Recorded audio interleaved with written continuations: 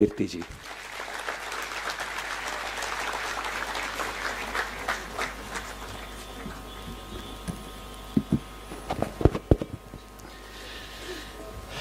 आदरणीय मुरारी बापू, निरंजना जी आदरणीय, प्रज्ञा जी, डॉक्टर सुरेश सिंघवी और सभी गणमान्य अतिथि। आज से करीब 1 साल पहले, मतलब मैं माफ़ी चाहता हूँ कि मैं गुजराती में नहीं बोल पाता हूँ, मुझे हिंदी में ही बोलना पड़ेगा, पर मुझे अंदाज़ा है कि गुजरात में हिंदी का सम्मान बहुत ज़्यादा है। इस गुजरात से ही महात्मा गांधी ने हिंदी का आंदोलन शुरू किया। इसी गुजरात से दयानंद सरस्वती ने हिंदी भाषा में सत्यार्थ प्रकाश लिखा। तो मैं हिंदी का विद्यार्थी हूँ और मुझे इस बात का ठीक से अनुमान है कि हिंदी का सम्मान हिंदी क्षेत्र के अलावा जहाँ सबसे ज़्यादा है वो गुजरात ही है। तो मुझे ईर्ष्या होती है कि आपको गुजराती और हिंदी दोनों आती हैं, मुझे सिर्फ हिंदी आती है। तो ये हीनता की बात है, दुख की बात है।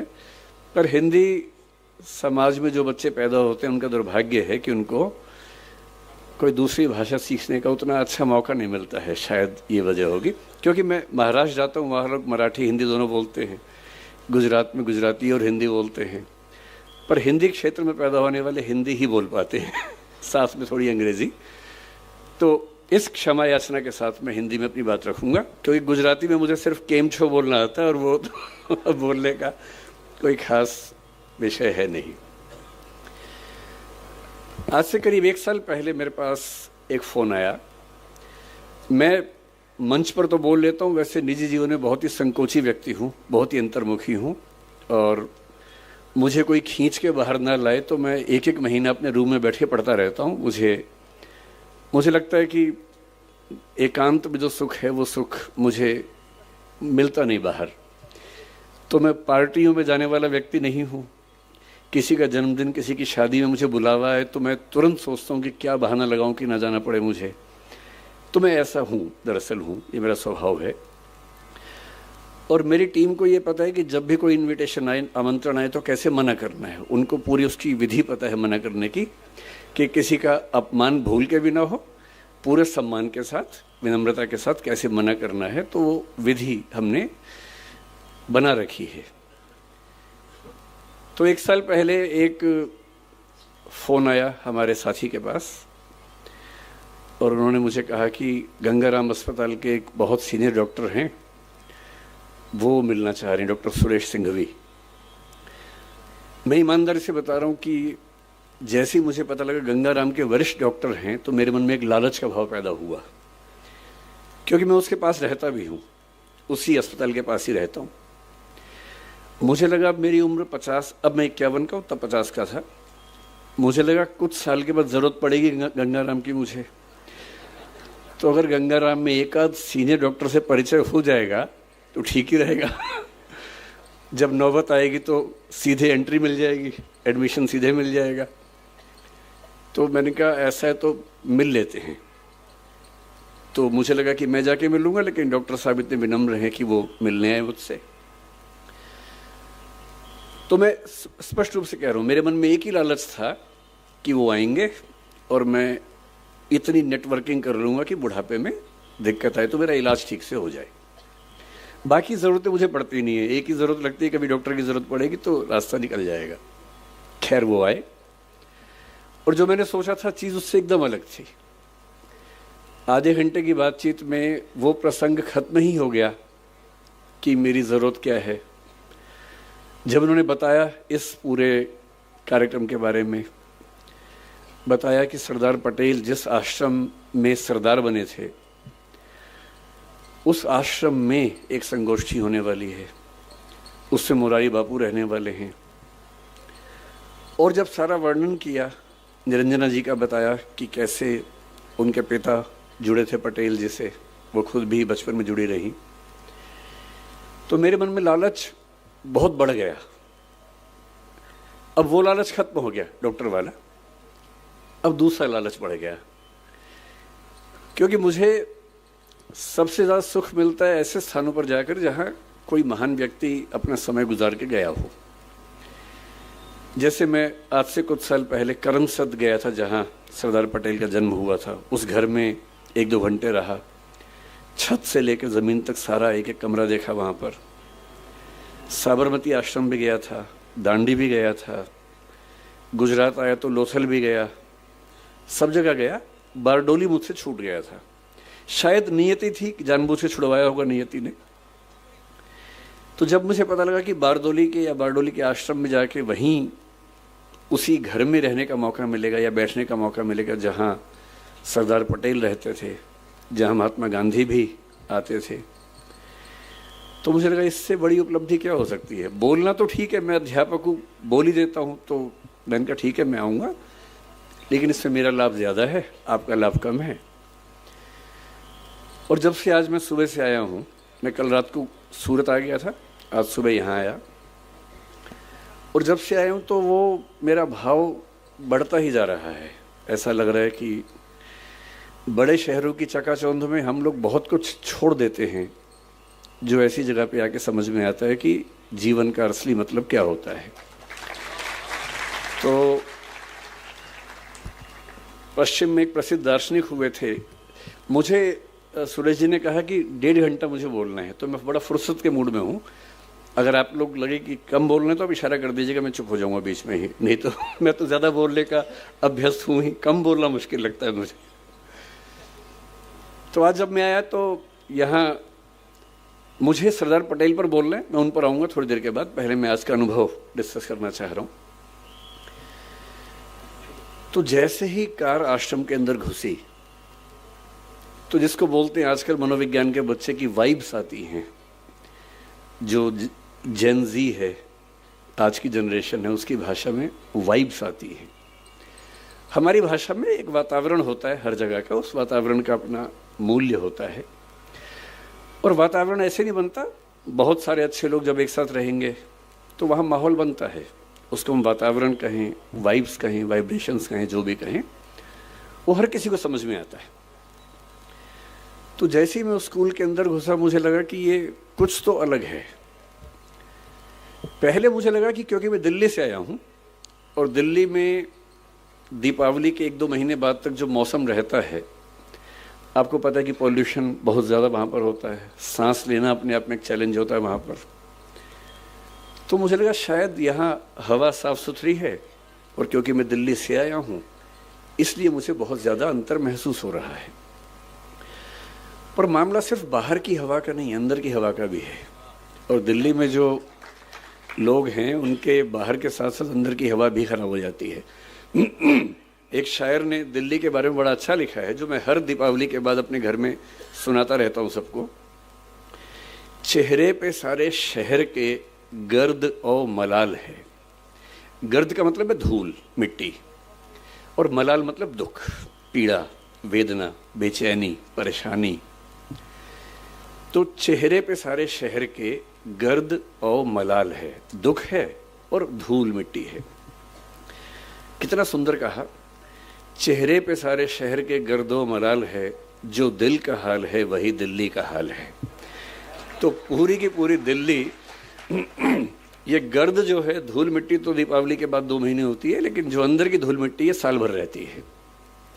और मैं थोड़ा पढ़ लिख गया हूँ, ज्ञान की बातें कर लेता हूँ, लेकिन धूल मिट्टी तो मेरे अंदर भी उतनी ही है जितनी बाकी लोगों में होती है। यहाँ के एक अलग ही सुकून महसूस हुआ। उन बच्चों के चेहरे पर जो भाव थे, फिर मैंने स्कूल देखा ध्यान से।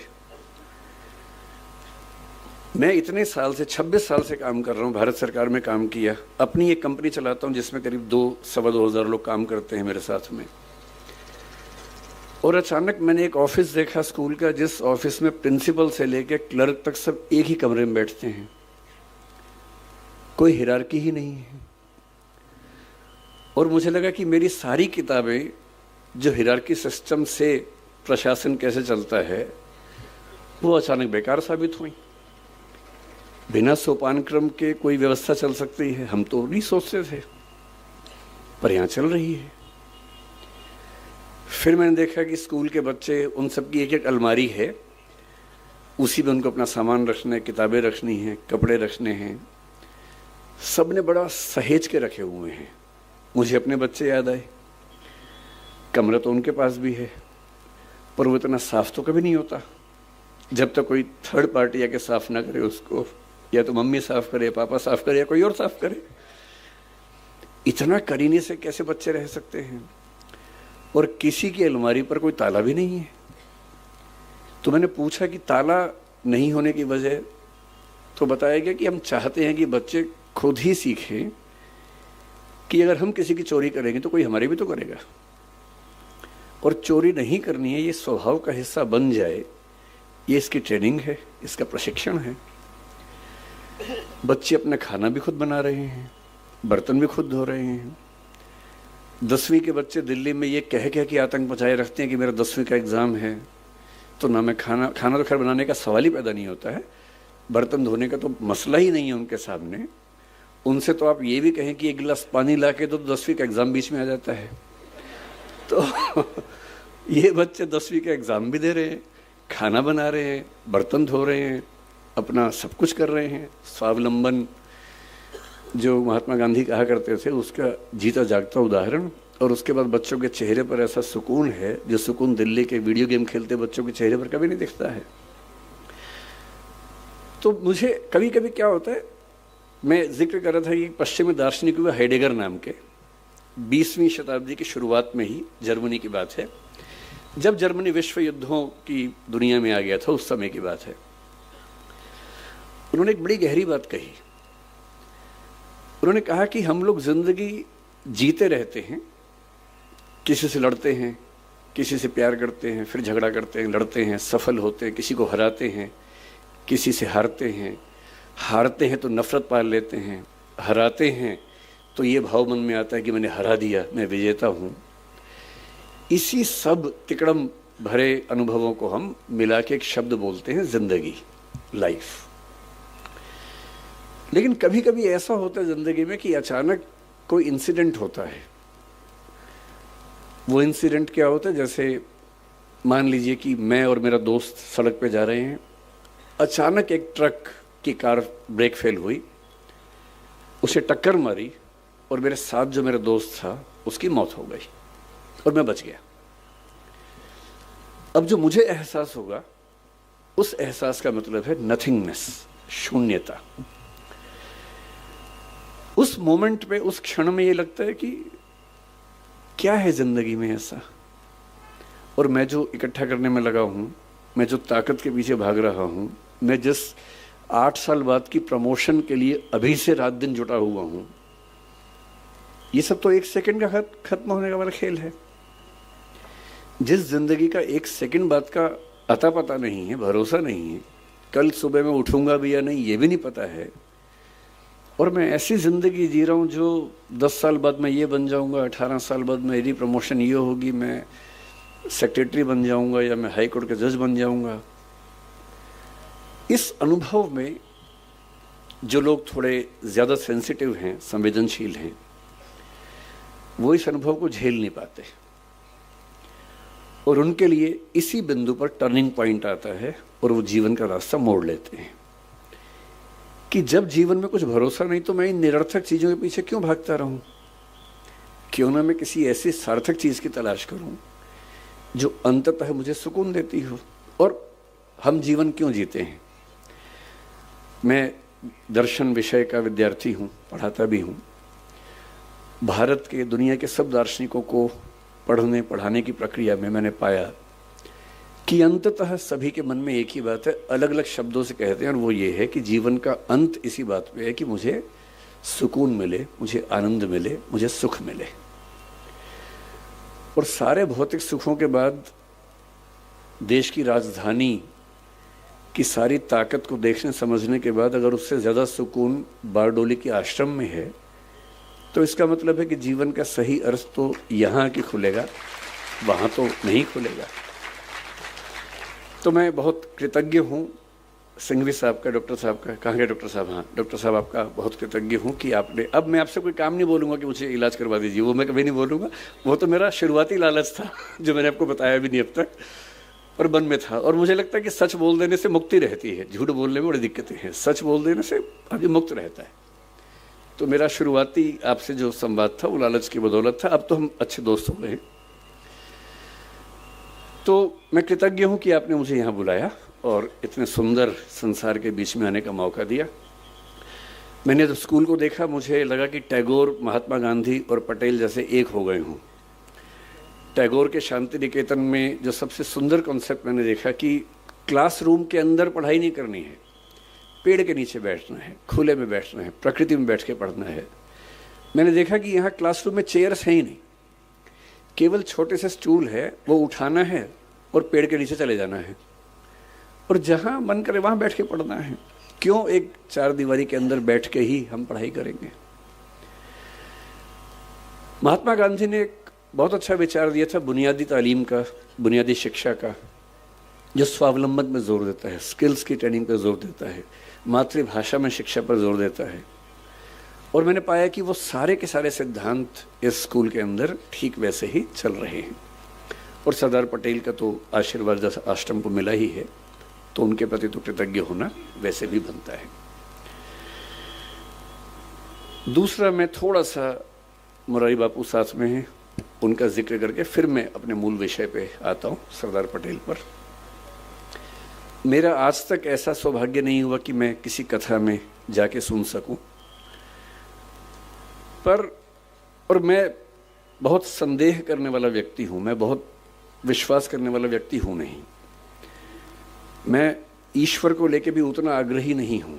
मुझे फिलॉसफी पढ़ते पढ़ते ज़्यादा संदेह मन में रहता है, बहुत ज़्यादा।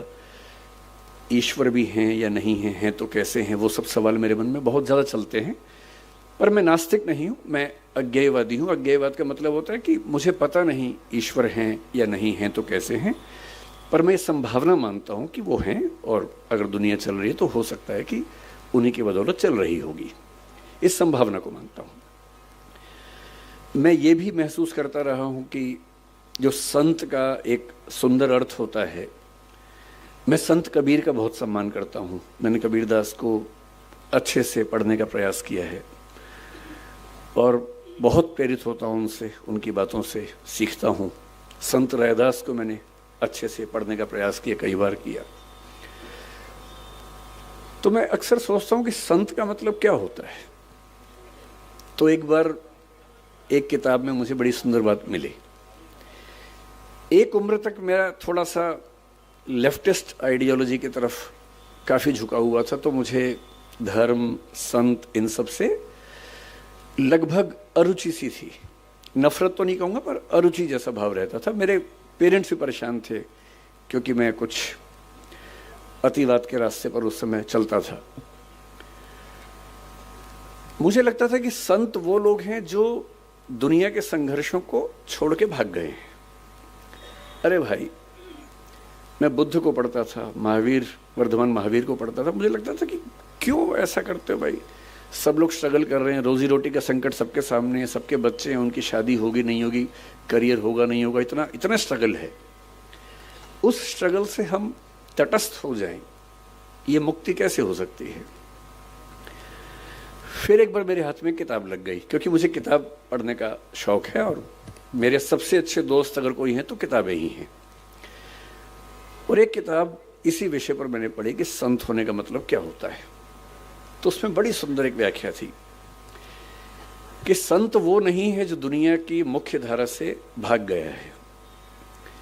संत वो है जो जानता है कि अगर वो मुख्य धारा में उतर गया तो शायद सबको हरा देगा, पर वो उतरने से पहले ही जानता है कि सबसे जीत के भी कुछ हासिल नहीं होगा।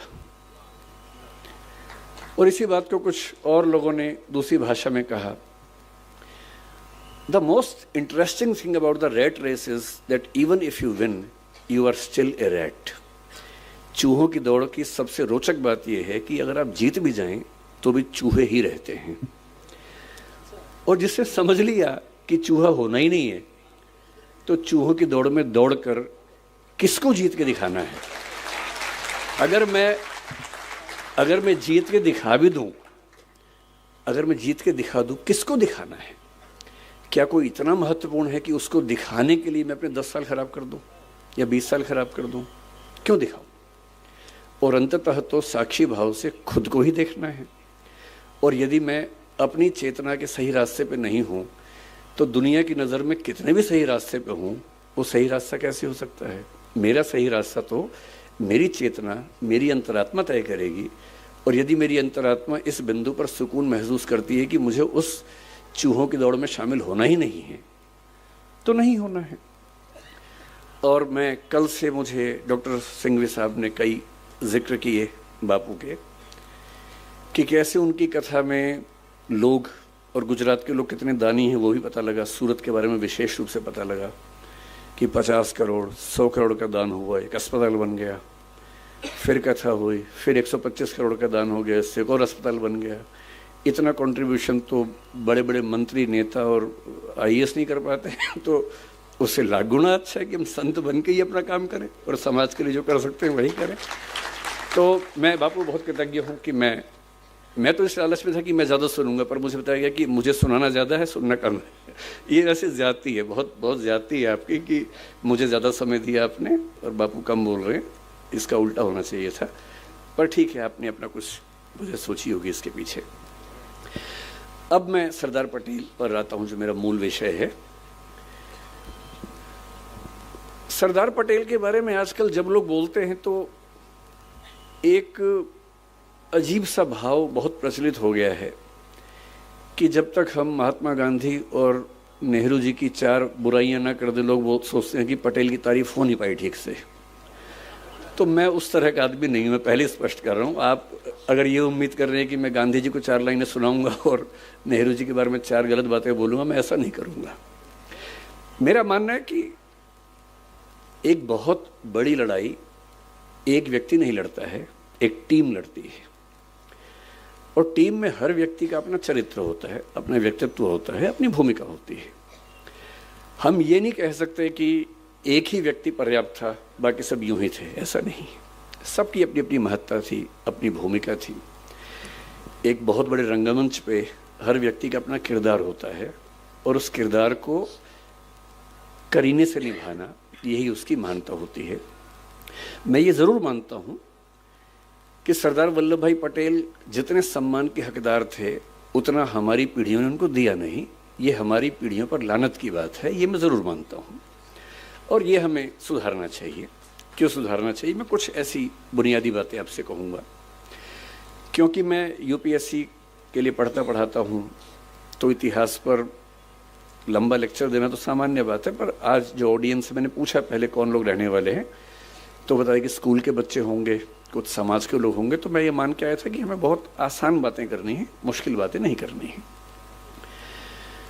मुझसे कोई पूछे कि सरदार पटेल को आप किस रूप में देखते हैं, बल्कि आज से 4-5 साल पहले मेरी माताजी का देहांत 2018 के अंत में हुआ, नवंबर में। और जब ऐसा हुआ तो स्वाभाविक सी बात है कि मेरे पिताजी, जिनकी उम्र लगभग 80 साल है, वो काफ़ी अकेले हो गए थे, टूट से गए थे। वो भी बहुत एक्टिव हैं, पढ़ते लिखते हैं, किताब हर महीने एक किताब लिखते हैं, एक मैगजीन निकालते हैं। मुझसे ज़्यादा युवा हैं, मैं तो उनकी तुलना में बूढ़ा हूँ। तो मैंने उनसे पूछा भी था, मैंने कहा पिताजी आपका जन्मदिन आने वाला है, मतलब प्लानिंग कर लेंगे 3 महीने बाद, 2 महीने बाद की। तो मैंने कहा आपका जन्मदिन आने वाला है, आप क्या चाहते हैं, कैसे मनाएं? मुझे तो लग रहा था कहीं वो ये नहीं कि मेरा मन नहीं मनाने का या कुछ ऐसा। तो उन्होंने कहा कि मुझे ना जो सरदार पटेल की प्रतिमा बनी है वहां ले चलो। तो मेरे मन में इच्छा थी इसी बहाने, उनका मन भी तो है ना, तो हम वहां गए। और वहां जो बच्चा उस समय SDM था, उससे बड़ा सहयोग की आजू बल्कि आया भी शायद मुझसे मिलने भी, मेरे नहीं मुझे आएंगे। मेरे बड़े अच्छे दोस्त बन गए वहां उस दिन सब लोग। उस दिन में म्यूजियम देखा। करमसद तो मैं अपने पिताजी और माँ दोनों को लेके गया था, पत्नी भी गई थी, सब लोग गए थे उनका घर देखने के लिए। तो कोई मुझसे पूछता है कि सरदार पटेल को लेकर आपके मन में क्या भाव सबसे पहले आता है? मेरे मन में एक ही भाव आता है कि नेतृत्व का जो गुण किसी व्यक्ति में सबसे बेहतर हो सकता है, सबसे बेहतर हो सकता है, उसकी साक्षात मूर्ति देखनी है तो मैं सरदार पटेल को याद करूंगा। अगर मुझे किसी एक व्यक्ति का नाम बोलना हो तो सरदार पटेल का नाम बोलना चाहूँगा। क्यों बोलना चाहूँगा? उसकी वजह अलग हैं, शायद वो वजहें थोड़ी सी इतिहास में आपको अलग लगें, पर मैं आपको 2-3 वजहें बता के बात समाप्त करूँगा। और क्योंकि मुरारी बापू हैं, राम कथा वो करते हैं, तो मैं बीच बीच में भगवान राम का जिक्र भी लाऊंगा ताकि थोड़ा सा पर्सपेक्टिव और सही तरीके से हम समझ सकें। भगवान राम के बहुत सारे रूप हैं। वाल्मीकि के रामायण में अलग रूप है, भवभूति के उत्तर रामचरित में अलग रूप है। उसके बाद गोस्वामी तुलसीदास ने जब लिखा रामचरितमानस, उसमें काफ़ी नया रूप वो लेके आए। और जो अवतारी राम थे वो मर्यादा पुरुषोत्तम राम बनकर हमारे सामने है। और जिन राम को हम जानते हैं वो आमतौर पे गोस्वामी तुलसीदास ने जिस राम के चरित्र का निर्माण किया उनको हम ज़्यादा जानते हैं। मैं हिंदी साहित्य का विद्यार्थी भी हूँ, हिंदी साहित्य में उसके बाद भी चीज़ें होती रही हैं। 20वीं सदी की शुरुआत में महात्मा गांधी के समय में ही मैथिली शरण गुप्त ने साकेत लिखा, उसमें राम का नया रूप सामने रखा, जिसमें वो प्रश्न कर रहे हैं, राम तुम ईश्वर हो मानव नहीं हो क्या, या राम तुम मानव हो ईश्वर नहीं हो क्या। और वो कह रहे हैं कि हे राम इस देश को मत भूलना, राम तुम्हें यह देश न भूले, धाम धरा धन जाए भले ही यह अपना उद्देश्य न भूले। और भगवान राम राष्ट्रभक्त नायक के रूप में उभरते हैं साकेत नाम की रचना में 20वीं सदी की शुरुआत में। फिर 1936 में हिंदी के सबसे बड़े कवि निराला राम की शक्ति पूजा एक कविता लिखते हैं। वहाँ फिर राम का एक नया चेहरा सामने आता है, बहुत ही उदात्त स्वरूप, सबलाइम स्वरूप, गरिमा से भरा व्यक्तित्व। फिर आज़ादी मिलने के बाद नरेश मेहता ने एक और पुस्तक लिखी, संशय की एक रात। वो राम के एक और रूप को सामने लेके आता है, जिसमें राम को दुविधा है, और एक बड़े व्यक्ति को दुविधा होनी चाहिए।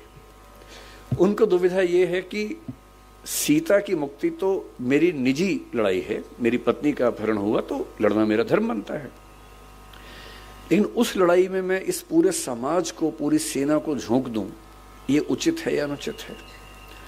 और रात भर वो इस दुविधा में रहते हैं, और उसके बाद उनको इस प्रश्न का सही उत्तर मिलता है। उसी बिंदु पर संशय की एक रात पूरी कविता समाप्त होती है। तो मुझे जो पूरी भारतीय परंपरा में एक सबसे महान आदर्श नजर आता है अलग अलग रूपों में, वो भगवान राम का है। और मैं महसूस करता हूँ कि जब हम पटेल को समझें और थोड़ा सा दोनों व्यक्तित्वों की तुलना करके समझें तो बात और गहरे से हम महसूस कर सकते हैं कि पटेल का पटेलत्व राम के रामत्व के कितना नज़दीक है, इन दोनों में कितनी गहरी समानताएं हैं। एक प्रसंग से बात शुरू करते हैं, जिस प्रसंग पर लोग नाराज रहते हैं, पर मैं यह नाराजगी जाहिर करने नहीं आया हूं। मैंने आपसे पहले ही कहा कि मैं ना नेहरू जी के बारे में एक गलत वाक्य बोलूंगा, ना गांधी जी के बारे में बोलूंगा। और पटेल जी को महान होने के लिए इसकी जरूरत नहीं कि हम किसी को नीचा करके दिखाएं, वो वैसे ही बहुत बड़े हैं, किसी को मैं छोटा क्यों करूं उसके लिए, है ना। भगवान राम का प्रसंग ये है कि वो भी युवा होने के कगार पर हैं, और उनके पिता राजा दशरथ कह रहे हैं कि बेटा मेरी इच्छा है कि अब तुम राजा बनो। राम खुद नहीं कह रहे हैं, दशरथ कह रहे हैं। राम तो यहां तक कह रहे हैं कि पिताजी ये उचित बात नहीं है, हम 4 भाई हैं, कहने कहने का उम्र का अंतर है, एक ही दिन तो पैदा हुए थे, आधे 1 घंटे के अंतर को बड़ा भाई छोटा भाई क्या होता है, सब साथ साथ पैदा हुए थे। अब जन्म में एक संग सब भाई, भोजन शयन केली करिकाई, वो पूरा चौपाई कहते तुलसीदास जी। बिमल बंस यह अनुचित एकू, बंधु बिहाई बड़े ही अभिषेकू। इतने महान वंश में ये उचित बात नहीं है कि अभिषेक सिर्फ मेरा हो रहा है। क्यों भाई, बड़प्पन यही तो है कि जब सत्ता चरणों में रखी हो तब कोई कहे कि मुझे क्यों, मैं क्यों राजा बनूं। और पिता समझा रहे हैं कि बेटा तुम संयोग से सबसे बड़े तो हो ही भाई, आधे घंटे का भी अंतर है तो बड़े तो हो ही ना भाई। और तुम्हारा व्यक्तित्व भी ऐसा है कि मेरे पास हर जायज वजह है कि मैं तुमको राजा बनाऊं, तुम बस मना मत करना। तब राम कह रहे हैं ठीक है, आप कह रहे हैं तो मैं आपकी बात कैसे टाल सकता हूं। राम के राज्याभिषेक की तैयारियां चल रही हैं, और यदि हम राम को मनुष्य थोड़ा सा बना के देखें, केवल भगवान ना समझें, तो हम सोच सकते हैं कि उनको भी कुछ कुछ तो उत्सुकता हो ही रही होगी, अच्छा लग ही रहा होगा कि अब मैं राजकाज संभालूंगा। शायद सीता और राम के बीच में बातें भी होती होंगी। सीता कहती होंगी आप राजा बनेंगे, मुझे भूल तो नहीं जाएंगे। राम कहते होंगे कैसी बात करती हो। ऐसी बातें होती होंगी। चुहलबाजी तो पति पत्नी में होती होगी, उनमें भी खुशी का माहौल होगा। और अचानक एक प्रसंग घटता है। मंथरा कैकेयी को समझाती है कि क्या तुम जानती हो क्या होने वाला है। कैकेयी बहुत खुश है। कैकेयी कह रही कि हाँ, मेरा बेटा राजा बन रहा है, राम राजा बन रहा है। क्योंकि उस समय तक कैकेयी को इस बात का इल्म तक नहीं है कि मेरा बेटा भरत और राम में क्या अंतर है, एक ही बात तो है। और तब मंथरा अपनी बुद्धि से कह रही है, कौन रिप हो हम ही कहानी, चेरी छाणी नहीं हो रानी। कोई भी राजा बने मुझे क्या नुकसान है, मैं तो नौकरानी हूं, रानी थोड़ा ना बन जाऊंगी। पर तुम्हें फर्क पड़ेगा, तुम्हारा बेटा राजा नहीं बन रहा है, कौशल्या का बेटा बन रहा है। और फिर जैसा होता है जिसको हम कहते हैं भड़काना, वो सब चीजें हुई। कैकेयी की बुद्धि फिर गई, ऐसा कह सकते हैं। उनको 2 वरदान याद आए अपने। उन्होंने अपने पति से वरदान मांग लिए। दशरथ धर्म संकट में है। एक तरफ बेटे का मोह, जिस बेटे के लिए वो जान दे सकते हैं, इतना प्रेम करते हैं उस बेटे से, उसको राजा बनाने वाले हैं। और दूसरी तरफ है रघुकुल के ही। रघुकुल रीत सदा चली आई, प्राण जाए पर वचन ना जाई। वचन भी नहीं जाना चाहिए। खुद ही वचन दिया था कि तुमने मेरी रक्षा की है तो मैं तुम्हें 2 वचन देता हूं। अब रघुकुल का राजा अपना वचन तोड़ दे तो ये उसके कैरेक्टर के खिलाफ है, चरित्र के खिलाफ है। बेटे को कहा है कि तुम राजा बनोगे, उससे कैसे पीछे हटे। और दशरथ इतने दुख में हैं, अंत में अपने बेटे से कहते हैं कि ऐसा हुआ। मैं सोचता हूं, कल्पना करता हूं, अगर राम कह देते, क्योंकि राम अकेले बेटे तो है नहीं इस दुनिया में। इसी दुनिया में शाहजहां का बेटा औरंगजेब भी था। इसी दुनिया में बिंबिसार का बेटा अजातशत्रु भी था। और इन दोनों बेटों ने अपने बाप को मरवा दिया था। बेटे तो ऐसे भी होते हैं। दिल्ली में 10 दिन पहले की घटना हम सब ने देखी है कि जब कोई बच्चा अपने माँ बाप बहन की हत्या कर देता है। ऐसे बच्चे आज ही थोड़ा ना हो रहे हैं, हर दौर में हुए हैं। और मैं इमेजिन करता हूं कि अगर राम कहते कि पिताजी पूरे सम्मान के साथ मैं ये कहना चाहता हूं कि मैं आपकी ये बात नहीं मानूंगा, प्रजा तय करेगी, तो अयोध्या की प्रजा क्या तय करती उस समय? क्या अयोध्या की प्रजा राम को जाने देती? नहीं जाने देती। कुछ ऐसा होता जो सारी की सारी पौराणिक परंपरा को बदल चुका होता। पर राम को पता था कि मेरा असली उद्देश्य क्या है, सत्ता या अपने पिता का सम्मान, अपनी वंश परंपरा का सम्मान। और अपने पिता, अपनी वंश परंपरा के सम्मान के सामने सत्ता क्या चीज है? 2 कौड़ी की चीज है। और पिता शर्मिंदा हैं और वो कह रहे हैं कि पिताजी आप चिंता मत कीजिए, मैं वन में जाऊंगा 14 साल के लिए, आप इतना भी तनाव मत लीजिए। फिर उनकी पत्नी ने कहा कि मैं भी जाऊंगी, लक्ष्मण ने कहा मैं भी जाऊंगा। कितना बड़प्पन है। अब यहां से दृश्य को काट दीजिए और आ जाइए 1946 में। 1940 के बाद कांग्रेस पार्टी में अध्यक्ष का चुनाव नहीं हुआ है, क्योंकि 1942 का भारत छोड़ो आंदोलन हुआ। फिर विश्व युद्ध चल रहा था 1919 से 39 से 45 तक। विश्व युद्ध के दौरान कांग्रेस का इलेक्शन कैसे हो? 1946 का समय आ गया है, अप्रैल का महीना है। विश्व युद्ध के बाद परिस्थितियां स्पष्ट हैं कि अंग्रेज भारत छोड़ने की तैयारी कर रहे हैं, छोड़ेंगे ही छोड़ेंगे। 1946 का चुनाव हो चुका है। चुनाव में कांग्रेस भारी बहुमत से जीत चुकी है। सबको पता है कि कांग्रेस का जो अध्यक्ष होगा, प्रधानमंत्री बनने का न्योता उसी को मिलेगा अंतरिम सरकार में। अभी भारत आजाद नहीं हुआ है, आजादी 1947 में मिलनी है। मैं 46 की बात कर रहा हूं, 1 साल पहले की बात कर रहा हूं।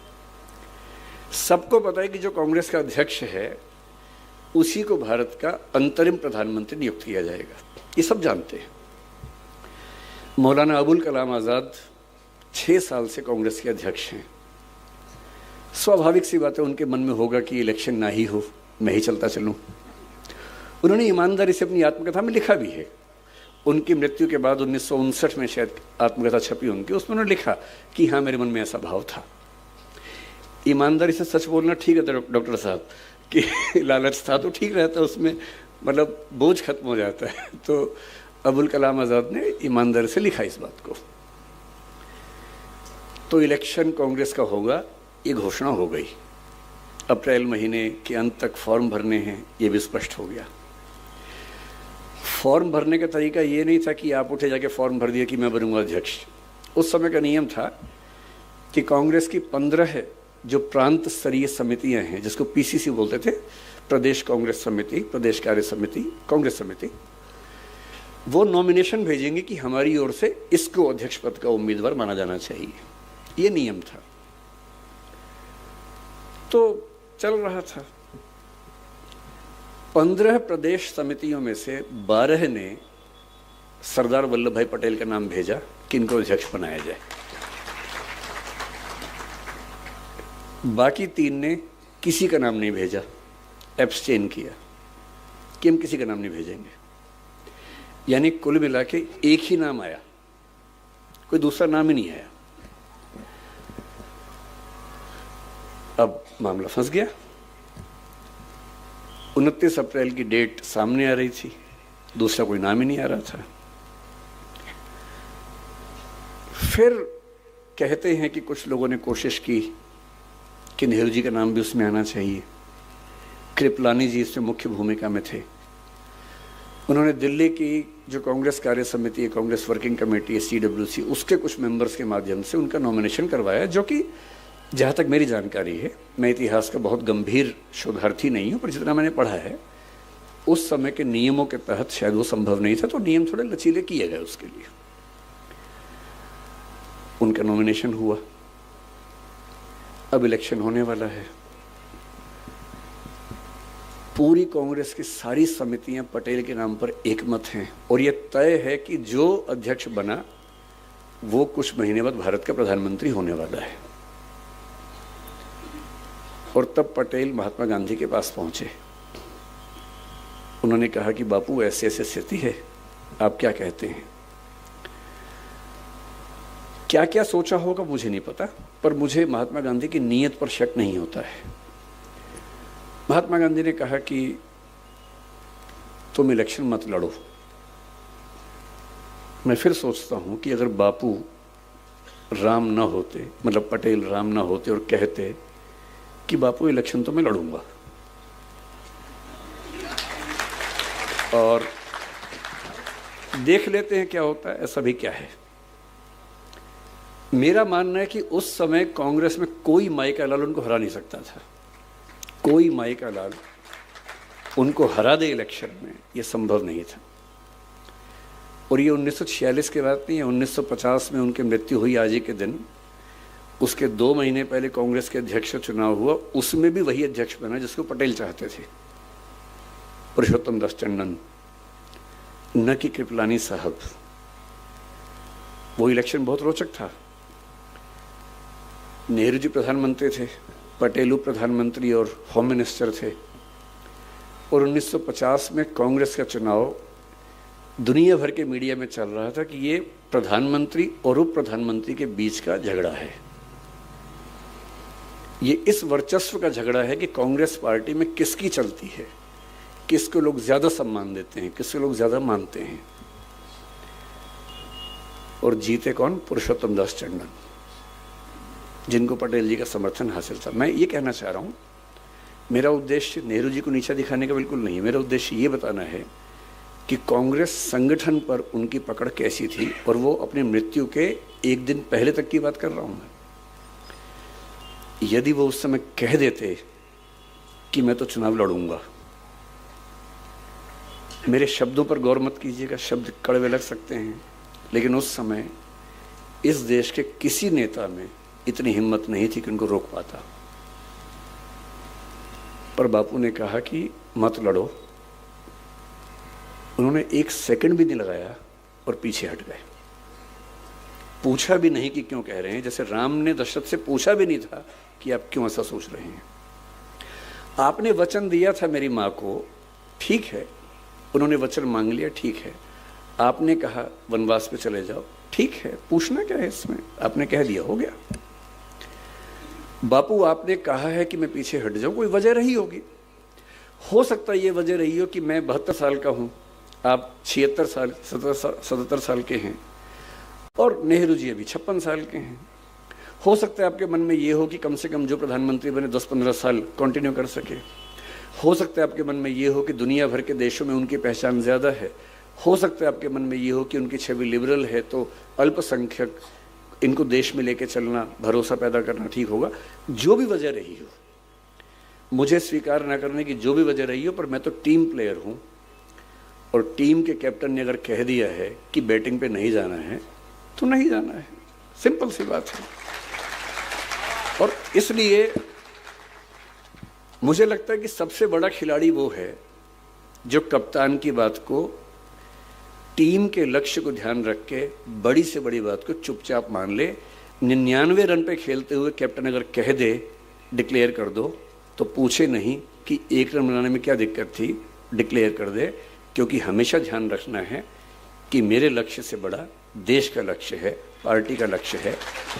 और मैं ये बात पुरजोर तरीके से कहना चाहता हूँ कि इस देश में जितना बड़ा त्याग पटेल ने किया, उतना बड़ा त्याग शायद किसी ने नहीं किया। मतलब महात्मा गांधी तो उस रेस में थे ही नहीं, वो तो उस परंपरा में आ गए थे कि चूहों की दौड़ में क्या शामिल होना है वो तो उस मूड में आ गए थे। लेकिन जो लोग मंत्री बनने की प्रक्रिया में शामिल थे, अगर मैं उनकी बात करूं, भाई जिसके सामने थाली सजा के प्रधानमंत्री का पद रखा हो, और उनको ये अच्छे से पता था कि 1946 चल रहा है, संविधान बनते बनते 3-4-5 साल लगी जाएंगे, 1951-52 में पहली बार इलेक्शंस होंगे, पहला पीएम बनेगा, और तब मेरी उम्र अगर मैं रहा तो 77 के आसपास होगी, और 77 की उम्र में प्रधानमंत्री बनूंगा, इस इरादे से कोई चलता नहीं है। कम से कम यही नियति को शायद मंजूर भी था कि वो 75 के आसपास की उम्र में 1950 में दिसंबर महीने में उनकी मृत्यु हुई। और उनकी मृत्यु के 1 साल और कुछ महीनों के बाद इस देश के पहले चुनाव हुए। और इससे भी बड़ी बात क्या है, महात्मा गांधी थे, महात्मा गांधी ने कहा कि भाई देखो मैं कह रहा हूं पीछे हट जाओ, हट गए पीछे। दशरथ ने कहा कि बेटा ऐसा संकट है, राम पीछे हट गए। राम वन में है और पता लगा कि दशरथ की मृत्यु हो गई है। अगर दशरथ की मृत्यु के बाद राम बोलते कि भाड़ में जाए दुनिया, मैं वापस आ रहा हूं, देखता हूं कौन मना करता है, कौन मना कर लेता। पर नहीं, मेरे पिताजी का वायदा था, वायदे के लिए मैं कुछ भी कर सकता हूं। मतलब एक बहुत प्रसिद्ध गजल का शेर है, जैसी एक लाइन है, मैं कुछ भी हूं पर एहसान फरामोश नहीं। मैं कुछ भी हो सकता हूं, एहसान फरामोशी नहीं कर सकता। अगर पिताजी को वचन दे दिया और पिताजी की मृत्यु हो गई तो भी वचन पूरा होगा। गांधी जी 1948 की जनवरी में इस दुनिया से चले गए थे। जिन गांधी जी के वचन का सम्मान था वो तो नहीं है। और पटेल 1950 के दिसंबर में गए, 22 महीने थे। और यदि वो उस समय ठान लेते कि अब तो गांधी जी हैं ही नहीं, अब कौन रोकेगा। पर वही बात है कि वचन दिया है तो दिया है, निभाना है तो निभाना है। और इसलिए किसी बड़े व्यक्ति की पहचान इससे नहीं होती कि उसने खेड़ा सत्याग्रह किया, बारडोली सत्याग्रह किया, वो तो किया, बड़ी बात है। पर सीखने की असली बात होती है चरित्र, किरदार, कि उस व्यक्ति के अंदर ऐसा क्या था। और पूरे स्वाधीनता संग्राम में शायद इतना बड़ा दिल, इतना बड़ा जिगर मुझे नहीं लगता किसी और के पास रहा होगा। ये उनकी पहली पहचान है। दूसरी बात, नेता बनना हमें लगता बहुत आसान काम है, मेरा मानना है कि इस दुनिया का सबसे मुश्किल प्रोफेशन नेतागिरी करना है, सबसे मुश्किल काम है। अच्छा, हम जब तक पॉलिटिक्स में नहीं जाते हमको लगता है कि मजाक चल रहा है, सब क्या है, ऐसे ही हैं तो लूट जाते हैं, लूटते हैं, लुटेरे हैं, डाकू हैं, ये हैं वो हैं। कहना बड़ा आसान होता है। एक बार इलेक्शन लड़के देखिए, तब समझ में आता है कि इलेक्शन क्या है, पॉलिटिक्स क्या है। मुझे आज से 7-8 साल पहले कई दोस्तों ने कहा कि तुम पॉलिटिक्स में चले जाओ, तो मेरा पहले मन था पॉलिटिक्स में जाने का। जब मैं कॉलेज में आया ही था तब तो एक ही मन था कि पॉलिटिक्स में ही जाना है। धीरे धीरे मुझे लगा नहीं, उतना अच्छा नहीं है, उससे अच्छा पढ़ना पढ़ाना ज़्यादा अच्छा है। पर मैंने एक प्रयोग करके देखा, जिस मोहल्ले में रहता था उस मोहल्ले का इलेक्शन लड़के मैं वहाँ का अध्यक्ष बन गया। एक ही दिन में इलेक्शन प्रचार की, लोग मुझे सम्मान करते थे, सब जितवा दिया। उनको भी लगा कि फ्री में कार्यकर्ता मिल रहा है तो ठीक है, करवा लेते हैं काम। तो फिर मैंने 1-1.5 साल काम भी किया और मैंने 1.5 साल में समझ लिया कि बहुत ही टेढ़ी खीर है। लोगों की वैध अवैध उम्मीदें जो कभी खत्म होती ही नहीं, उन सबको पूरा करने की नैतिक जिम्मेदारी। वेतन आपको मिलना है नहीं वहां से, मतलब जिस पद पर मैं था कम से कम वहां तो वेतन भी नहीं मिलता है। ऊपर से आप कितने भी ईमानदार हों, कीचड़ उछलना ही उछलना है। आप अपनी जेब से पैसा खर्च करके कुछ बनवा देंगे तो भी क्या कहा जाएगा, जरूर कहीं से कमीशन मिल रहा होगा। इतनी गालियां, इतनी आलोचनाएं। इसीलिए कहते हैं कि स्टील की नर्व्स हों तो ही पॉलिटिक्स में आना चाहिए। चमड़ी बहुत मोटी हो, खाल बहुत मोटी हो तो ही पॉलिटिक्स में आना चाहिए, वरना नहीं आना चाहिए। बहुत मुश्किल होता है। मैं तो कल्पना करता हूं कि अगर कभी राहुल गांधी या अरविंद केजरीवाल अखबार पढ़ लें या सोशल मीडिया पर चले जाएं और देख लें कि इंस्टाग्राम पे, यूट्यूब पे उनके बारे में क्या क्या चल रहा है, या व्हाट्सएप देख लें एक दिन, मतलब किसी बीजेपी वाले का व्हाट्सएप किसी दिन राहुल गांधी के हाथ में पड़ जाए एक दिन के लिए, और उसमें देखें कि उनको कहाँ कहाँ से क्लिप काट काट के कैसे जोकर साबित किया हुआ है, कितना सदमा होता होगा। हमें तो 4 लोग बुरा बोलते हैं, नींद नहीं आती रात को। आपको पता लगे कि 150 करोड़ की आबादी में से आधी आपके बारे में ऐसा बोल रही है, तो उसके बाद कहाँ सो पाएंगे, क्या नींद आएगी आपको? बहुत मुश्किल है। इसलिए मेरे मन में तो नेताओं को लेकर अगाध श्रद्धा है, अगाध सम्मान है कि जितना ये झेलते हैं उतना दुनिया में कोई नहीं झेलता है। पूरी दुनिया जो आती है मजाक बना के चली जाती है, जिसका मन करता है वीडियो बना देता है इनके बारे में। मतलब पब्लिक प्रॉपर्टी है कि जो आएगा थूक देगा, जो आएगा एक लगा के चला जाएगा। इतना झेलना कोई मजाक थोड़ा ना होता है। इसके लिए चाहिए कि ऐसा व्यक्तित्व कि आप अपनी भावनाओं पर इतना कंट्रोल करना जानते हो कि आपको क्लियर रहे कि मुझे इन भावनाओं में बहना नहीं है, बल्कि अपना उद्देश्य ध्यान रखना है। ये सब तो लगा रहेगा। और जब आप लोक जीवन में हैं तो निंदाएं तो होती हैं, आलोचनाएं होती हैं, झेलनी पड़ेंगी, आदत डालनी पड़ेगी। और या फिर हम तुलसीदास जी की तरह इस बात पर सीधे आ जाएं, हानि लाभ जीवन मरण जस अपजस विधि हाथ, कि हानि होगी या लाभ होगा, जिएंगे या मरेंगे, यश होगा या अपयश होगा, ये नियति के हाथ में है, मेरे हाथ में नहीं है। तो अपयश हो रहा है तो हो रहा है, कभी यश भी हो जाएगा, ऐसा क्या है। पर ये कहना बड़ा आसान है, इसको जीना बहुत मुश्किल है। कहना तो बहुत आसान है, मैंने कहा, आपने सुना, तालियां बज गई, मजा आ गया। पर जब अपयश होता है ना, तब ये याद नहीं आता है। उस समय तो दिल की धड़कनें बढ़ जाती हैं, बीपी बढ़ने लगता है, बेचैनी होती है, एंग्जाइटी होती है, नींद नहीं आती है, और पता नहीं क्या क्या होता है। राम की स्थिति सोच के देखिए। बापू, मैं बार बार राम का जिक्र कर रहा हूं पटेल जी को समझाने के लिए। राम वन के अंदर हैं और सीता जी ने कहा कि मुझे हिरण चाहिए, मैंने स्वर्णिक हिरण देखा है। वो उस समय शायद नहीं समझ पाए कि ये एक जाल है।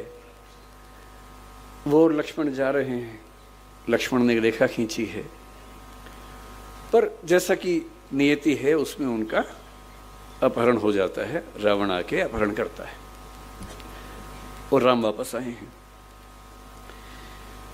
तुलसीदास जी के यहाँ राम अपनी पत्नी से इतना प्रेम करते हैं। देखिए, ये जो भगवान राम है, भगवान कृष्ण है, ये एक जैसे नहीं है। वाल्मीकि के यहाँ इनका व्यक्तित्व अलग है, भवभूति के यहाँ अलग है, तुलसीदास जी के यहाँ अलग है, निराला के यहाँ अलग है, क्योंकि कवि अपने समय के हिसाब से अपने आराध्य के व्यक्तित्व को भी बदलता है और अच्छा बनाता है।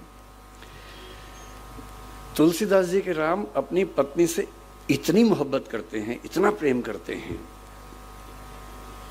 मतलब इतना मजबूत व्यक्ति जो पिता के कहने पर बिना एक सेकंड लगाए सत्ता छोड़ दे और उसकी आंख में आंसू तक ना आए, कोई आंसू नहीं है, कुछ नहीं है, 2 कौड़ी की चीजें छोड़ दी, उसमें ऐसा क्या है। पर वन में अकेले हैं, केवल एक भाई के साथ, ना सेना है, ना हाथी है, ना घोड़े हैं, ना कुछ है, और पत्नी का अपहरण हो गया है। अभी राम को ये पता भी नहीं कि क्या हुआ है, वो तो देख रहे हैं कि सीता मिल नहीं रही है। इतना भावुक आपने राम को शायद न देखा हो।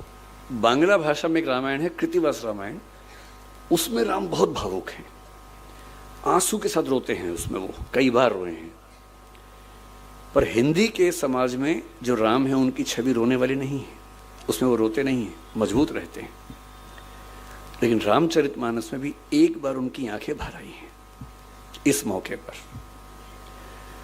इतने परेशान हैं, कोई मिल नहीं रहा, किससे पूछें जंगल में, और अंत में पक्षियों से पूछ रहे हैं, हे खग मृग, हे मधुकर श्रेणी, हे पक्षी, हे हिरण, हे मधुकरों की पंक्ति, हे भंवरों की पंक्ति, तुम देखी सीता मृग नयनी, क्या तुमने देखा है सीता को जिसकी आंखें मृग जैसी हैं?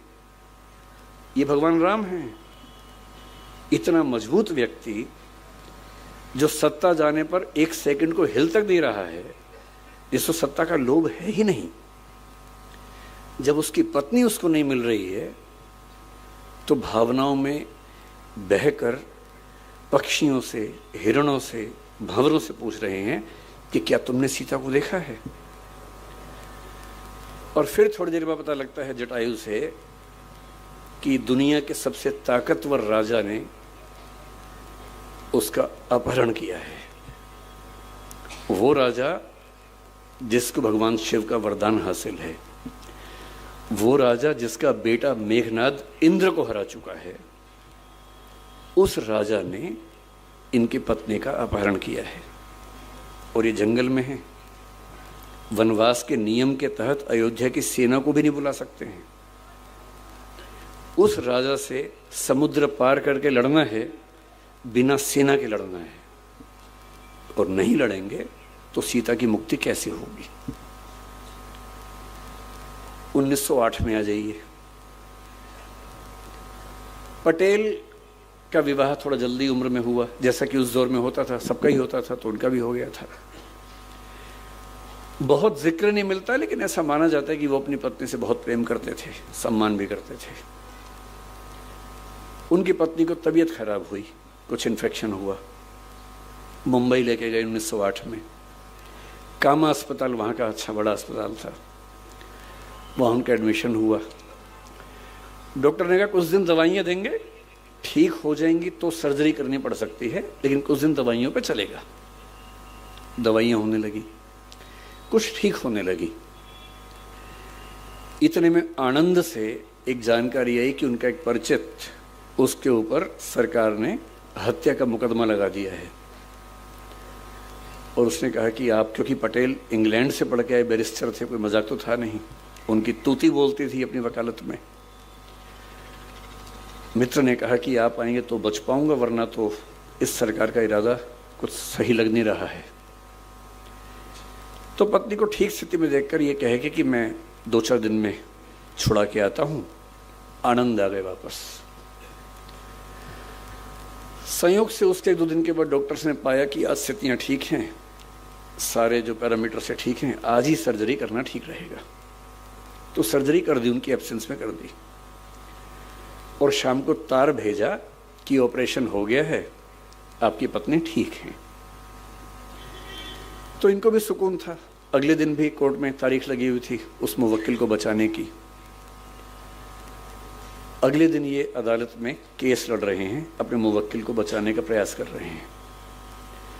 और ठीक उस समय उनकी पत्नी की तबीयत अचानक बिगड़ी और देहांत हो गया, मृत्यु हो गई। 33 34 की उम्र थी उस समय सरदार पटेल की। उतनी सी उम्र में उनकी पत्नी की मृत्यु हो गई।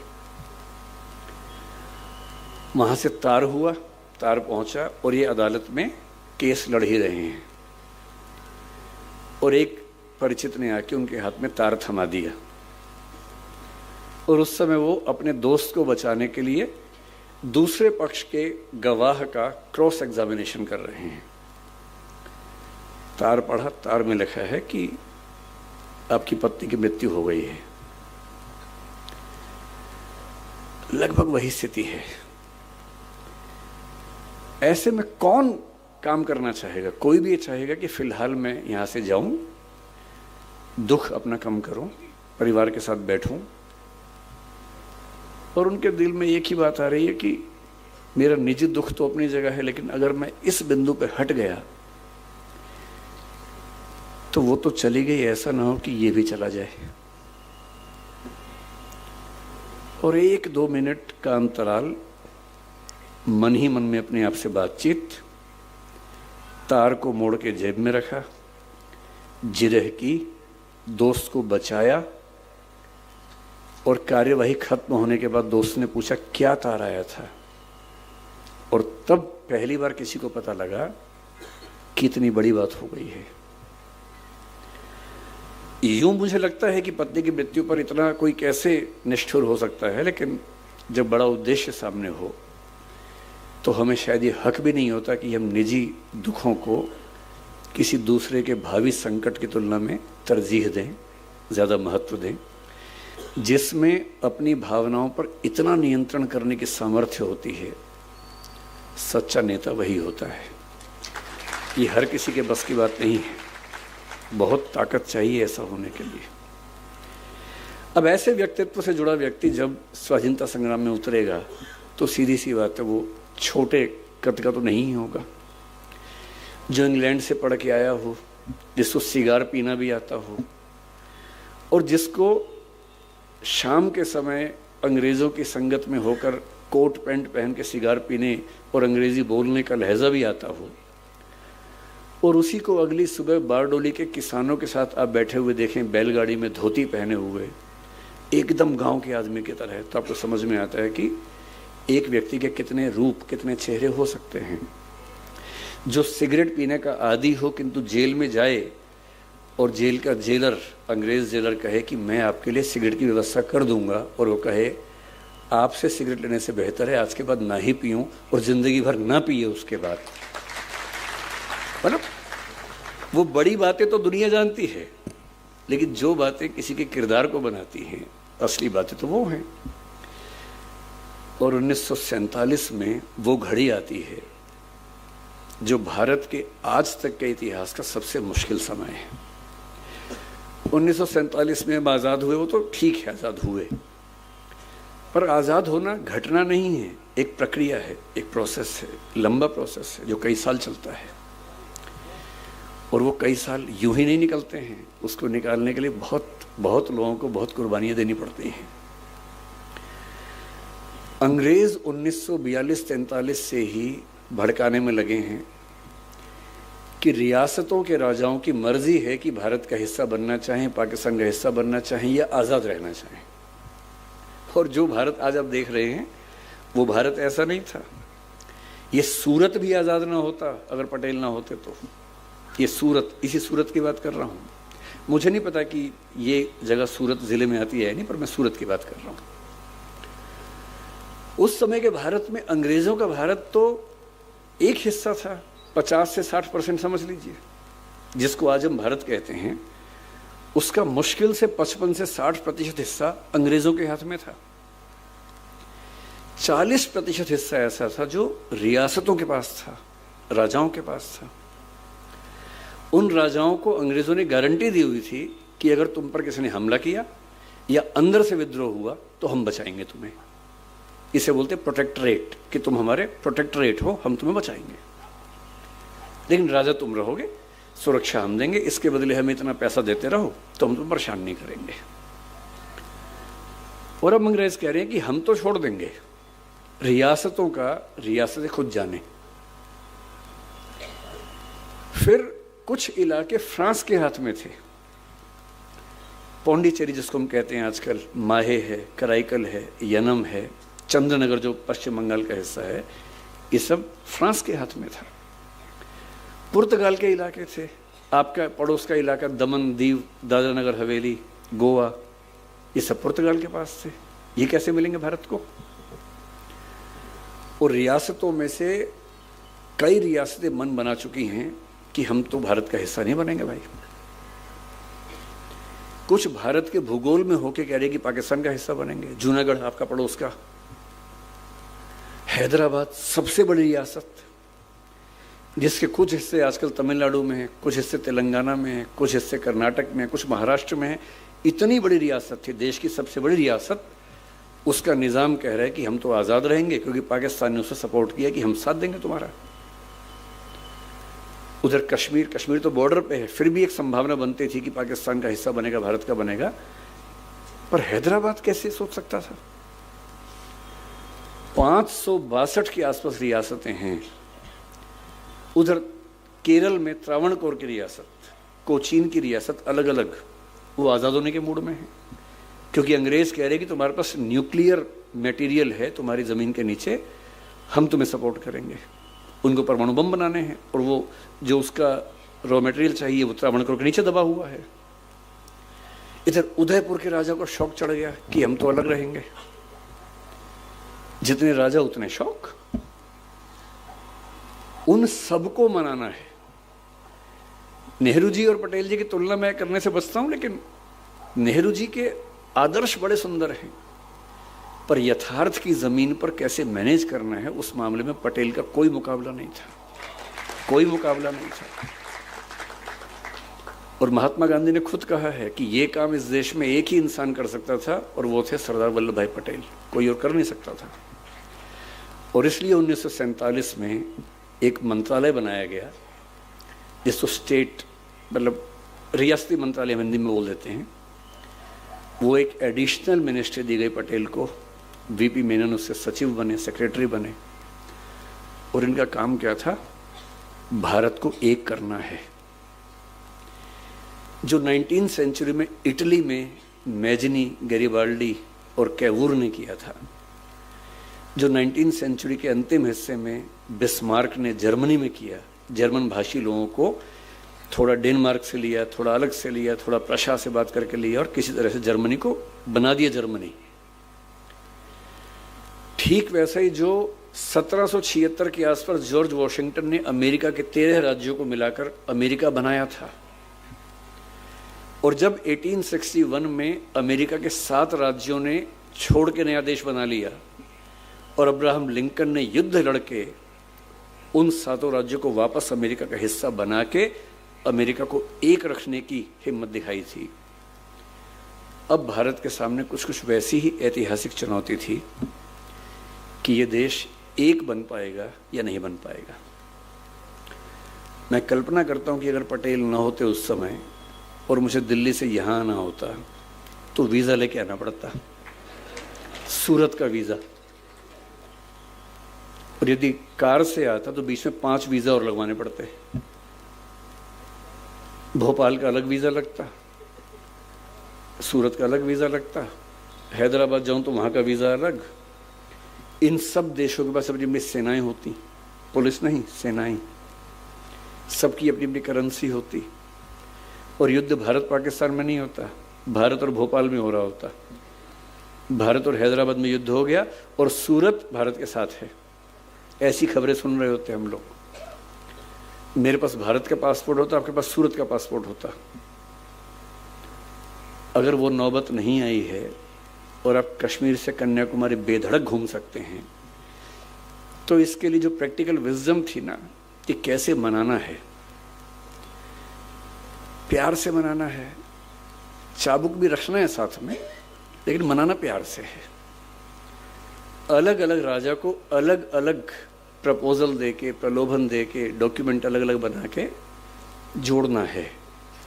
बड़े राजाओं को ये ना लगे कि छोटे राजा के बराबर कैसे मान लिया हमें, तो उनको संविधान में प्रमुख पद राज्य प्रमुख का अलग से बना के देना है, वो सब करना है। और 562 में से 559 में केवल बातचीत से कोई समाधान कर ले, इसको 99.9% रिजल्ट कहते हैं।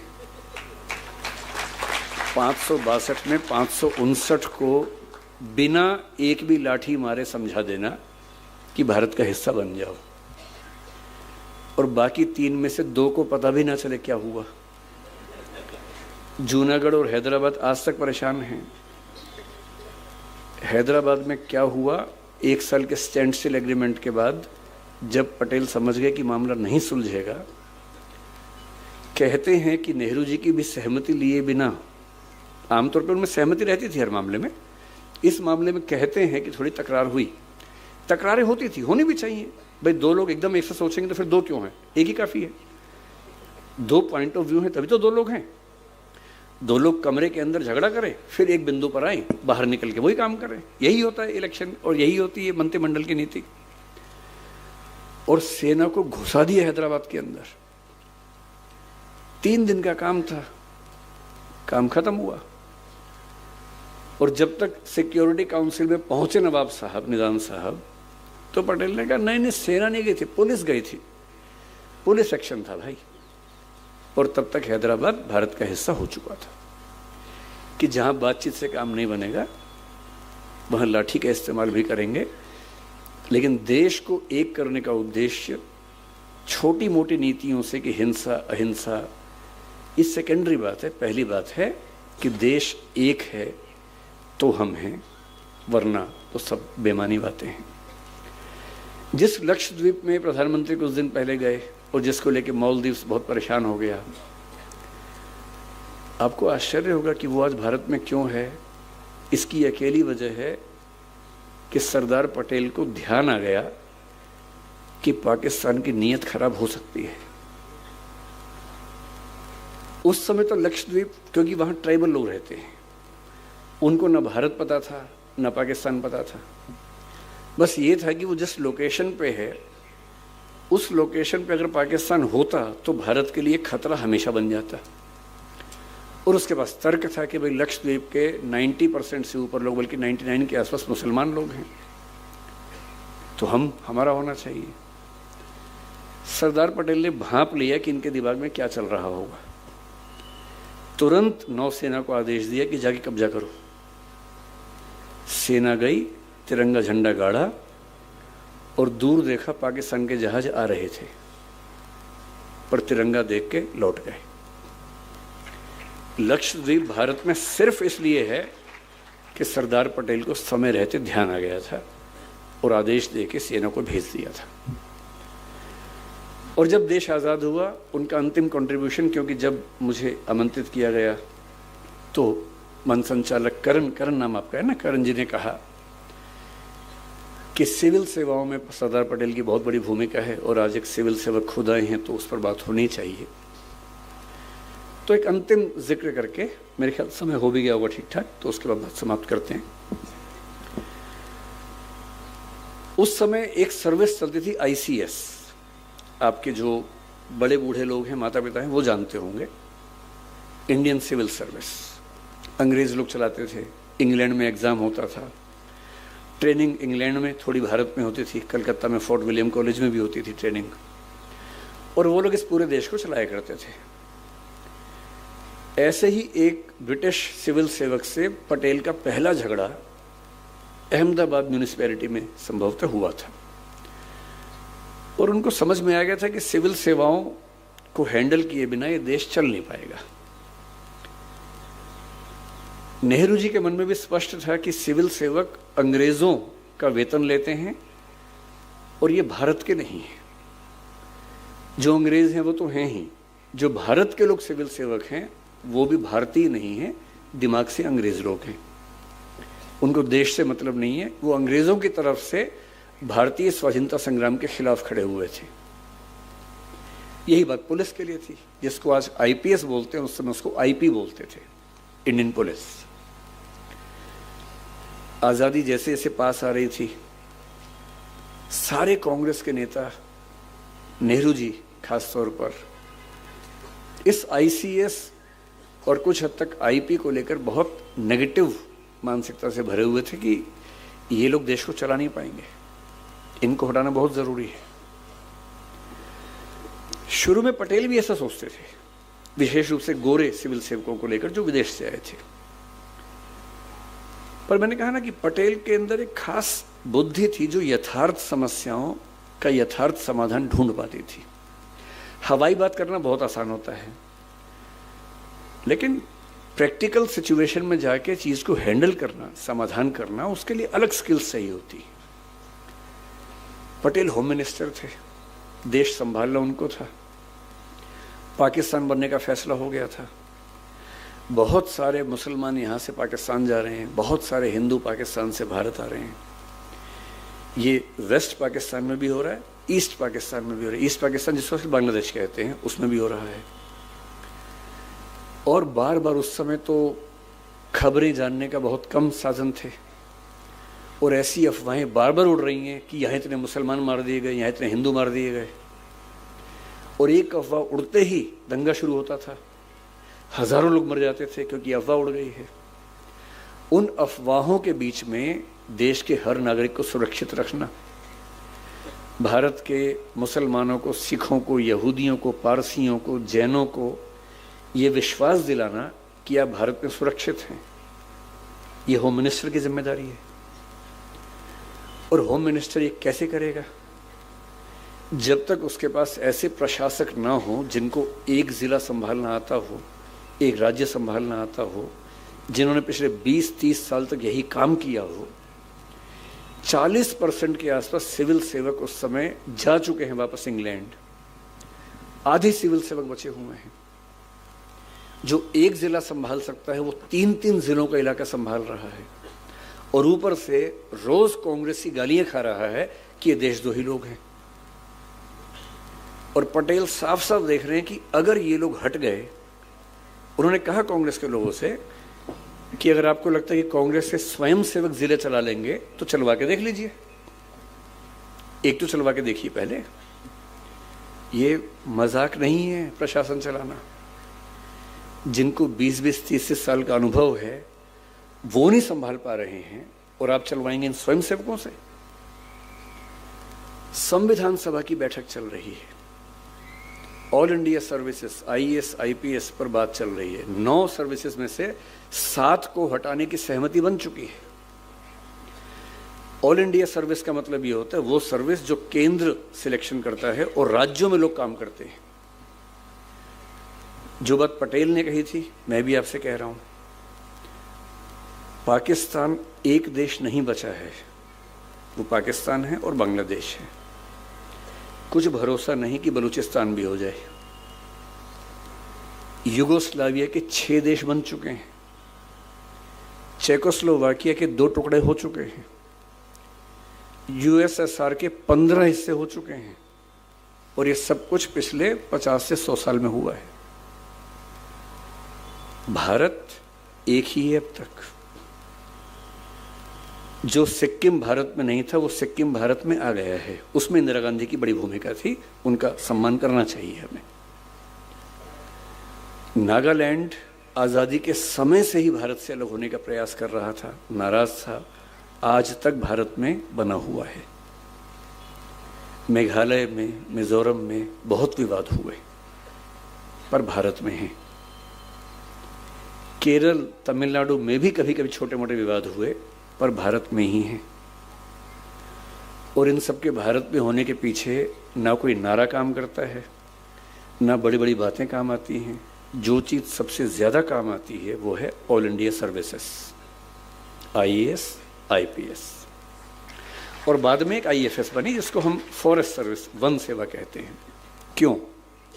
क्योंकि आपको central service, state service, all India service का अंतर शायद ना पता हो। सेंट्रल सर्विस केंद्र की सेवा है, केंद्र के काम, केंद्र के लोग केंद्र का ही काम करेंगे। राज्य की सेवा, स्टेट सर्विस, स्टेट की सर्विस है। राज्य सिलेक्शन करेगा, राज्य ट्रेनिंग देगा, राज्य नौकरी पर रहेगा, ट्रांसफर करेगा, पोस्टिंग करेगा, रिटायरमेंट होगी, पेंशन देगा, सब कुछ राज्य करेगा। राज्य चाहते थे कि केंद्र के लोग हम पे दखल ना दें। पटेल देख पा रहे थे कि अगर केंद्र का कंट्रोल नहीं हुआ तो ये राज्य भारत में रहेंगे ही नहीं। और उन्होंने दुनिया का सबसे अनूठा कॉन्सेप्ट दिया, ऑल इंडिया सर्विस, जो दुनिया के किसी और देश में नहीं है, केवल भारत में है। और वो कॉन्सेप्ट क्या है? आईएएस और आईपीएस। पहले 9 सर्विसेज से 7 तो चलेगी, 2 बची। आईएएस और आईपीएस का सिलेक्शन केंद्र करेगा, ट्रेनिंग केंद्र करवाएगा मसूरी और हैदराबाद में। उनकी पोस्टिंग राज्य में होगी। हर राज्य में 2/3 आईएएस और आईपीएस अन्य राज्यों के होंगे, उस राज्य के नहीं होंगे। किसी भी राज्य में 1/3 से ज्यादा होम कार्डर के लोग नहीं हो सकते हैं, 2/3 बाहर के ही होंगे। और किसी भी राज्य के प्रशासन के सारे ऊंचे पद, डिस्ट्रिक्ट कलेक्टर या जिसको आप डीसी कहते होंगे, या जो भी नाम या कलेक्टर चलता होगा, जो भी चलता होगा, कहीं डीएम बोलते हैं, कहीं कलेक्टर बोलते हैं, कहीं डीसी बोलते हैं, बात है कि जिले का हेड जो होता है, जिले का हेड, जिले का पुलिस का हेड एसपी, और उनसे ऊपर के प्रशासन और पुलिस के सारे पद केवल आईएएस और आईपीएस के पास होते हैं, लगभग 90% से ऊपर। अगर भारत एक है तो इसलिए है कि चाहे नागालैंड हो, मैं किसी राज्य के बारे में गलत नहीं बोलना चाह रहा हूँ, सारे राज्य भारत के उतने ही हिस्से हैं जितने हम लोग हैं, पर जहाँ जहाँ आंदोलन हुए, मैं इसलिए कह रहा हूँ, चाहे जम्मू कश्मीर हो, चाहे नागालैंड हो, चाहे कोई भी राज्य हो, उस राज्य के प्रशासन के और पुलिस के सबसे ऊंचे पदों पर बैठे हुए हर 3 में से 2 अन्य राज्यों के लोग हैं। और उनके होते हुए उस राज्य के नेता बहक भी जाएं तो भी प्रशासन देश के हित में रहता है। और अगर इतनी गहरी सोच उस समय पटेल ना लाते, हालांकि ये सोच कुछ मात्रा में पहले से आ रही थी, अंग्रेज भी ला रहे थे, लेकिन संविधान सभा अड़ी हुई थी कि आईसीएस को नहीं चलने देना है। ऑल इंडिया सर्विस को लेकर राज्य अड़े हुए थे कि हम केंद्र का नियंत्रण अपने ऊपर नहीं चाहते हैं। संविधान सभा में पटेल साहब के भाषण से पहले तक माहौल ये था कि नहीं चलेगा। और अक्टूबर 1947 की मेरे ख्याल से बात है, नहीं 48 की शायद बात है, अगर आपने सरदार पटेल की वो स्पीच नहीं पढ़ी है तो संविधान सभा की बहसों में से ढूंढ के पढ़िए। उनकी स्पीच थी और उसके बाद इस संविधान का अनुच्छेद 312 और 314 संविधान सभा ने सर्वसम्मति से पास किए और पास कर दिए, तो आज तक हम हैं, नहीं तो आज मैं वीज़ा लेके यहाँ पर आता। मेरे ख्याल से मैंने पर्याप्त बात अपनी तरफ से कर ली है। मैं बहुत धन्यवाद करूँगा, फिर से धन्यवाद करूँगा डॉक्टर साहब का, इतने सुंदर माहौल में आपने मुझे बुलाया।